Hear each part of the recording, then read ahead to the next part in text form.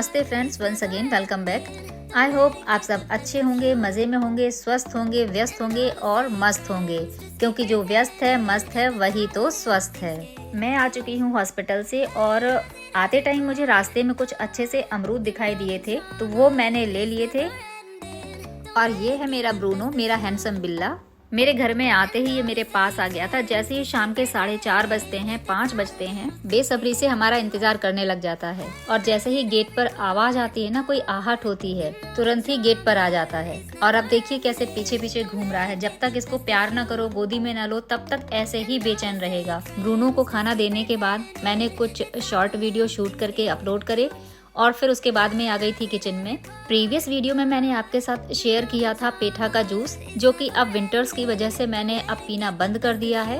और अभी इन दिनों में ऑल्टरनेट डेज पर पी रही हूँ, कभी आंवले का जूस, कभी बीटरूट अनार का जूस और कभी मिक्स जूस। मतलब सीजनल फ्रूट और फ्रूट जूस मेरे कंटिन्यू चलते हैं। जब से मैंने चाय और कॉफी पीना बंद किया है, जब से मैं जूस लगातार पी रही हूँ, तो आंवले का जूस भी मैं जूसर में ना निकाल करके मिक्सी में ही निकालती हूँ। आंवला के बेनिफिट बताने की ज़रूरत तो शायद नहीं है, लेकिन फिर भी बता देती हूँ कि ये आंवला बॉडी को डिटॉक्स करने और हेयर और स्किन के लिए रामबाण का काम करता है। इसके अनगिनत फायदे हैं, तो इसको आप अपनी डाइट में ज़रूर शामिल करें। आंवले का मुरब्बा बनाएं, अचार बनाएं, चटनी बनाएं या फिर जूस निकाल कर पिएं। गुणों की खान है आंवला। बाकी आप इसके फायदों को तो गूगल कर ही सकते हो। कई बार ऐसा होता है कि जब भी हमें कोई काम करना होता है, तो काम सोचते ही हमारे दिमाग में आता है कि इस काम में तो बहुत टाइम लगने वाला है, और सवाल आता है कि कितना अच्छा होगा अगर कम मेहनत में ज्यादा काम हो जाए।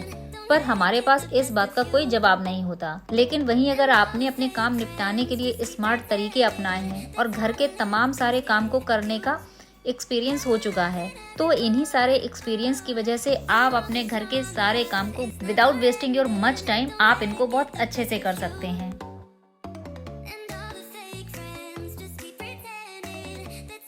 जब मैं अपने मम्मी के घर गई थी, तब हॉस्पिटल में बढ़े हुए काम की वजह से घर को ठीक से टाइम नहीं दे पाई और जल्दबाजी में सारी पैकिंग करके चली गई। तो वापस आने पर अभी आप देख सकते हैं कि मेरे घर का हाल कुछ ऐसा है। पैकिंग के टाइम मुझे अपने साथ वूलन क्लॉथ्स भी ले जाने थे, जिनको मैंने अलमीरा से निकाल लिया था। साथ में मैंने कुछ और भी कपड़े निकाले थे, जैसे शॉल है, हुडीज हैं, जैकेट्स हैं, वो भी निकाली थी, जो कि मैंने सारी की सारी इस टेबल पर रख दिए थे कि वापस आने पर मैं इनको शॉर्ट आउट कर लूंगी।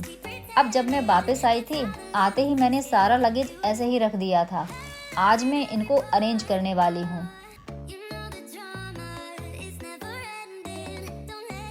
जो कपड़े मुझे रखने हैं उनको अलमीरा में सेट कर दूंगी, और जो कपड़े खराब नहीं हुए हैं लेकिन मुझे अब पहनने नहीं हैं, उनको मैं सेपरेट कर लूंगी।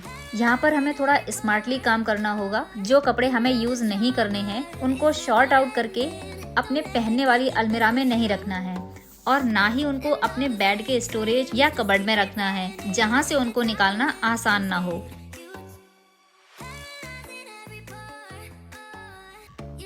या फिर जिनको हमने रख तो दिया है, पर अब निकालने में हमें आलस हो रहा है, क्योंकि उनको इतना अलग रख दिया है कि दोबारा वापस से निकालने पर हमारा टाइम वेस्ट हो रहा है। तो इसका सॉल्यूशन है कि जब भी कोई भी ऐसा सामान, कपड़े, अदर थिंग्स जो आपके यूज में नहीं है, डिस्कार्ड करनी है, डोनेट करनी है, उनको इस तरह के कार्टून बॉक्स में रख दीजिए और एक कॉर्नर में कहीं भी रख दीजिए, जहाँ से पिक करना आसान हो।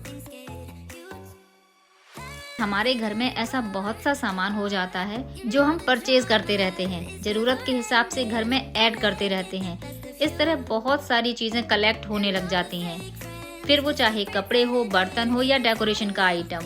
नई चीजें घर में आती रहती हैं और पुरानी चीजें कहीं दबी पड़ी रहती हैं, जो घर में क्लटर क्रिएट करती हैं और एक्स्ट्रा स्पेस भी कवर करती हैं। सारे विंटर वेयर क्लॉथ्स को मैंने सेग्रीगेट कर लिया है।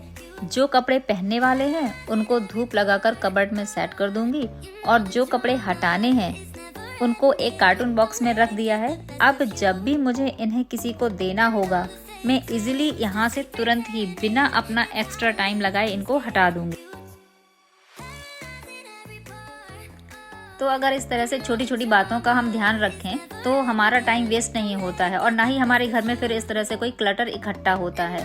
कुछ चीज़ें हमारे घर में पड़ी तो रहती हैं, यूज़ में नहीं आ रही हैं, लेकिन फिर भी हमने उनको रख रखा है क्योंकि उनसे हमारा लगाव हो जाता है। हम उनको परचेज़ करते हैं, कुछ सोच कर ही परचेज़ करते हैं और फिर वो रखी रहती हैं लेकिन यूज़ नहीं करते हैं। तो ऐसी चीज़ों को फिर रखने से क्या ही फ़ायदा। इससे अच्छा है कि हम उनको हटा दें या फिर किसी को दे दें, किसी अगले के काम में आ जाएंगे।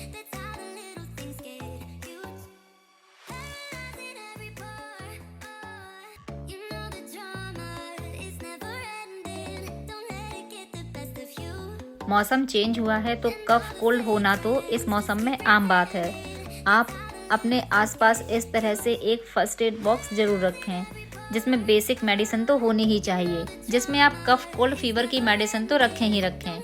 मैं आज इनकी एक्सपायरी चेक कर रही हूँ। जो मेडिसिन एक्सपायर हो चुकी हैं या नियर एक्सपायरी हैं या फिर जिनके लेबल खराब हो चुके हैं उनको डिस्कार्ड कर रही हूँ।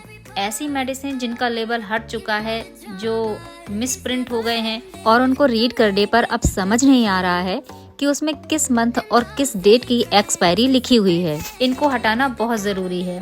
अगर आपके पास इस तरह का बॉक्स नहीं है तो आप कोई बास्केट में भी बेसिक मेडिसिन, कफ सिरप और डॉक्टर का प्रिस्क्रिप्शन उनको बास्केट में ज़रूर रखें।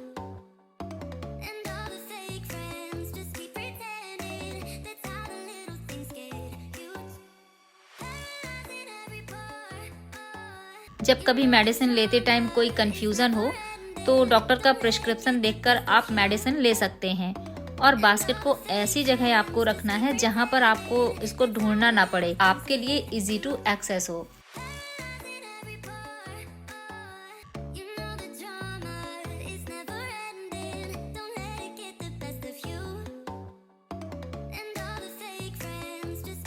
सो फ्रेंड्स, ये था मेरा आज का ब्लॉग। अपना कीमती टाइम निकालकर आपने मेरा ब्लॉग देखा, इसके लिए आपका बहुत बहुत थैंक्स। आई होप आपको आज का ब्लॉग पसंद आया हो। अगर पसंद आया है तो चैनल को सब्सक्राइब करना बिल्कुल ना भूलें। मिलते हैं नेक्स्ट ब्लॉग में। Till then bye bye. Always stay happy and healthy.